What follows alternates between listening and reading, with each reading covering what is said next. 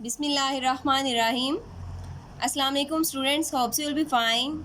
Today is 17 July 2020 Friday. Lecture number 6 and your diary is compounds and mixtures. साथ में exercise question 3 का second part और book page आपका 49 से 50. So let's start your lecture. Open your book page 49. आपका topic है compounds and mixtures. पीछे हम लोगों ने एलिमेंट्स के बारे में पढ़ा, एलिमेंट्स की डिटेल, उसके यूजेस. अब हमने कंपाउंड्स एंड मिक्सचर्स के बारे में पढ़ना है कि आपकी बुक पे कह रहे हैं many things on the earth are not elements, some of them are compounds and some are mixtures. कि दुनिया में जितनी भी अर्थ पे चीज़ें हैं, ऐसा तो नहीं कि सारे के सारे एलिमेंट्स हैं. एलिमेंट्स के अलावा कुछ चीज़ें हैं वो कंपाउंड्स की फॉर्म में पाई जाती हैं, कुछ चीज़ें हैं वो मिक्सचर्स की फॉर्म में पाई जाएंगी, एलिमेंट्स के अलावा ही हैं. अब कंपाउंड्स क्या होते हैं? कंपाउंड्स के बारे में कहते हैं कि एलिमेंट्स, अगर दो या दो से ज़्यादा एलिमेंट्स केमिकली कंबाइन होंगे, केमिकली आपस में मिलेंगे, तो जो चीज़ बनेगी उसको हम कंपाउंड कहेंगे. When two or more elements combine chemically in a fixed ratio, a compound is formed. यानी कि एलिमेंट ही अगर दो या दो से ज़्यादा एलिमेंट्स अगर आपस में मिलेंगे, लेकिन मिलना किस तरह से? केमिकली मिलेंगे. For example, water is the compound made of the elements hydrogen and oxygen. अब हमारे पास हाइड्रोजन भी एक एलिमेंट है, पीछे हमने पढ़ा था ऑक्सीजन भी क्या है? एक एलिमेंट है. कंपाउंड की डेफिनेशन हमने क्या पढ़ी है कि अगर दो या दो से ज़्यादा एलिमेंट्स मिलेंगे, एक हाइड्रोजन और एक ऑक्सीजन, दोनों एलिमेंट्स हैं केमिकली मिल रहे हैं, हाइड्रोजन और ऑक्सीजन केमिकली आपस में मिले हैं, एक न्यू चीज़ बन गई है वाटर, और वाटर हमारे पास बन गया कंपाउंड. अब इसमें देखें, आपको पता है वाटर कैसे बनता है? दो हाइड्रोजन मिलेंगे और एक ऑक्सीजन. अब हाइड्रोजन भी हमारे पास गैस की फॉर्म में है और ऑक्सीजन भी हमारे पास गैस की फॉर्म में है, लेकिन जब ये दोनों केमिकली मिल गए हैं और वाटर बन गया है, वाटर एक कंपाउंड है, तो वाटर हमारे पास लिक्विड फॉर्म में आता है. वाटर हमारे पास लिक्विड फॉर्म में आता है. तो इनके मिलने के बाद, एलिमेंट्स के मिलने के बाद जो कंपाउंड बनते हैं उनकी फेज भी चेंज हो जाती है. कि एलिमेंट्स पहले गैशियस फॉर्म में थे, दोनों वो मिले हैं, कंपाउंड बना है, तो उसकी फेज चेंज हो गई है, वो लिक्विड फॉर्म में आ गया. और इनको हम दोबारा से जब वाटर बन गए, इनको हम सेपरेट नहीं कर सकते. हम ऐसे नहीं कर सकते कि इनको दोबारा से आप इनमें से ये गैसेज निकाल लें. कहते हैं इनको सेपरेट करना मुश्किल है. There are 109 known elements but there are thousands of compounds. कहते हैं कि ये तो हमने काउंट किए हुए हैं जो एलिमेंट्स हैं, वो तो 109 है, इनका तो हमें पता है, लेकिन जो कंपाउंड पाए जाते हैं वो थाउजेंड्स की तादाद में है, वो हज़ारों की तादाद में है. अब कहते हैं elements in a compound can not be separated easily. अब वही बात आ गया कि अगर कंपाउंड एक दफ़ा बन गया है तो उसमें से हम एलिमेंट्स को आसानी से निकाल नहीं सकते. Properties of elements change when they are combined as compound. और उनकी प्रॉपर्टीज़ भी चेंज हो जाती हैं जब वो कंपाउंड बनती हैं. जैसे मैंने पीछे आपको बता दिया था कि ऑक्सीजन और हाइड्रोजन पहले गैशियस फॉर्म में थे, लेकिन जब कंपाउंड बने तो उनकी प्रॉपर्टी चेंज होगी, वो हमारे पास लिक्विड फॉर्म में आ गया, और इनको बाद में हम सेपरेट भी आसानी से नहीं कर सकते. अब कहते हैं in case of water, hydrogen and oxygen are colourless gases. दोनों का कलर नहीं होता, ना ही हाइड्रोजन का ना ही ऑक्सीजन का. दे हैव नो स्मेल और टेस्ट. ना ही इनकी स्मेल होती है ना ही टेस्ट होता है. इसलिए ना तो वाटर का कोई कलर है और ना ही वाटर का कोई टेस्ट है और ना ही इसकी स्मेल है.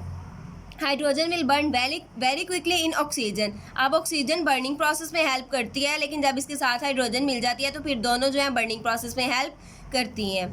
Both of these gases combine to form water which is a compound. जब ये दोनों गैसेस मिलती हैं तो हमारे पास पानी बनता है जो कि कंपाउंड है. We can see and taste it. हम वाटर को देख भी सकते हैं और वाटर को टेस्ट भी कर सकते हैं, ये आप लोगों को पता है. अब आप लोगों का जो एक्सरसाइज क्वेश्चन 3 है ना, यहाँ पे देखें, write some uses of oxygen in our daily life. ये ऑक्सीजन की डिटेल है, ये हम अगले चैप्टर में डिस्कस करेंगे. जो आज का हमारा क्वेश्चन है वो यहाँ पे देखें, define and explain compounds. Book page number 49 से 50 तक. यहाँ से आपका स्टार्ट हो रहा है कंपाउंड्स, यहाँ से, ठीक है. आपने एज इट वैसे ही राइट करना है और यहाँ तक आपका जाएगा, इधर तक, ठीक है. यहाँ तक आपका क्वेश्चन नंबर 3 है. अब उन्होंने कंपाउंड्स की आपको कुछ एग्जांपल्स दी हुई हैं. टेबल साल्ट, अब जो नमक होता है हमारे पास NaCl जिसको कहते हैं, उसमें भी सोडियम और क्लोराइड एलिमेंट्स मिलते हैं। और हमारे पास जो चीज़ नेक्स्ट बनती है वो टेबल साल्ट बनता है, नमक बनता है। प्लास्टिक है, ये भी हमारे पास एक कंपाउंड है। वुड है, वो भी हमारे पास कंपाउंड है। यहाँ पे क्लॉथ दिखाए हुए हैं, ये भी हमारे पास कंपाउंड्स है। कंपाउंड्स की हमेशा बात याद रखनी है, वो केमिकली आपस में मिलते हैं और बाद में उनको सेपरेट करना भी मुश्किल हो जाता है। और जब केमिकली वो कंबाइन करके न्यू चीज़ बनाते हैं तो उनकी फेस चेंज हो जाती है। अब नेक्स्ट स्टार्ट करते हैं मिक्सचर्स। अब मिक्सचर्स क्या है? मिक्सचर में भी हमारे पास दो या दो से ज़्यादा सब्सटेंस मिलेंगे। इसमें केमिकली वो नहीं मिलेंगे। पीछे हमने कंपाउंड में वो केमिकली मिल रहे थे, लेकिन इसमें केमिकली वो नहीं मिलेंगे। When two or more substances are mixed in such a way that no chemical change takes place. Difference ये है कि कोई भी केमिकल चेंज नहीं आएगा। होना इसमें भी ये है कि दो या दो से ज़्यादा चीज़ें मिलेंगी तो मिक्सचर बन जाएगा, लेकिन कोई भी केमिकल चेंज नहीं आएगा। The combination is called a mixture. इस तरह के जो आपस में चीज़ों के मिलने के कॉम्बिनेशन को मिक्सचर कहते हैं।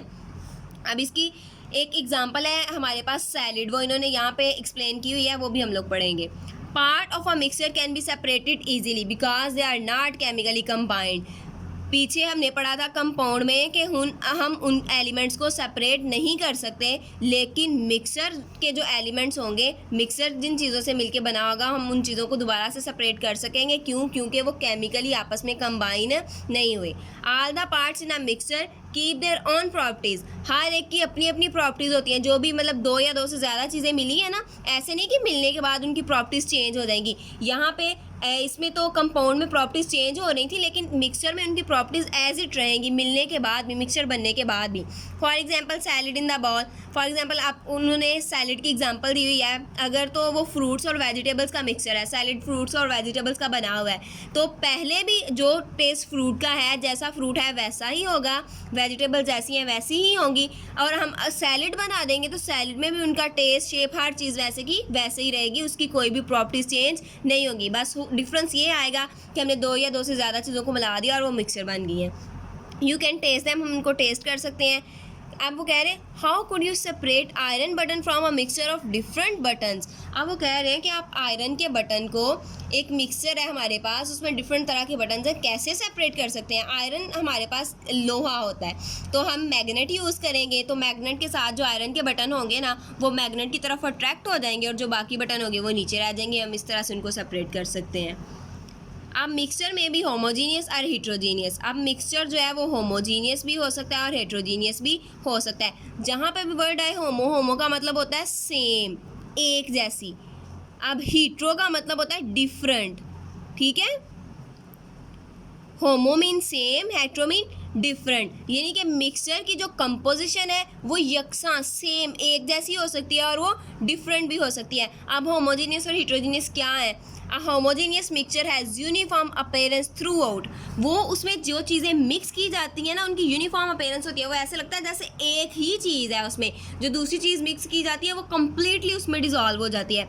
जैसे कि हम लोग, पानी है हमारे पास, पानी में हम लोग या तो नमक डाल देते हैं या फिर हम लोग पानी में शुगर डाल देते हैं, तो वो यूनिफॉर्म कंपोजिशन, उसमें टोटली उसके पार्टिकल जो हैं वो अपने आप को सेटल डाउन कर देते हैं। इस तरह का जो मिक्सचर होता है उसको हम होमोजीनियस मिक्सचर कहते हैं।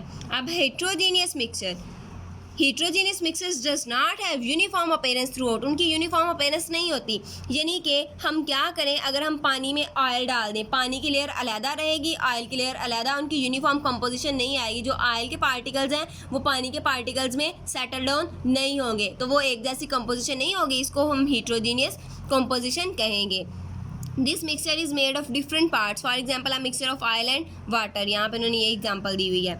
अब यहाँ पे नीचे उन्होंने आपको वो ही दी हुई है मिक्सचर्स की कुछ एग्जाम्पल। सैलिड है, यहाँ पे आपके पास नट्स वगैरह दिए हुए हैं, आयरन के ये बटन्स हैं। अगर बटन में आयरन के हैं तो उनको कैसे सेपरेट करना है, तो वो भी हम लोगों ने ऊपर डिस्कस कर दिया है। तो ये चीज़ें आप लोगों ने कंफ्यूज नहीं करनी। होमोजीनियस और हेट्रोजीनियस, होमोजीनियस में यूनिफॉर्म कंपोजिशन होती है और हेट्रोजीनियस में यूनिफॉर्म कंपोजिशन नहीं होती। आई होप सो आप लोगों को समझ आ गई होगी। जज़ाकल्लाह।